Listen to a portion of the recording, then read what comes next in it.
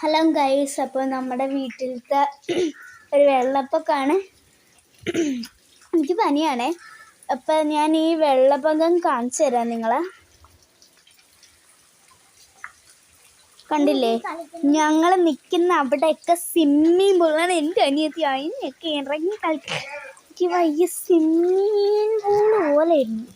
കണ്ടില്ലേ ഗൈസ്, ഇവിടെ മൊത്തം ഉണ്ട്. സ്വിമ്മിങ് പൂൾ പോലെയല്ല, സ്വിമ്മിങ് പൂൾ ആണെന്ന് വരെ പറയാല്ലേ അല്ലേ.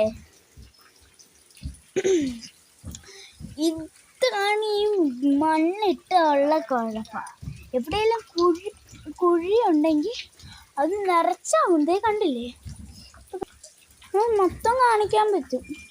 കണ്ടോ എന്തൊക്കെ ഡിസൈൻ അല്ലേ. എവിടെ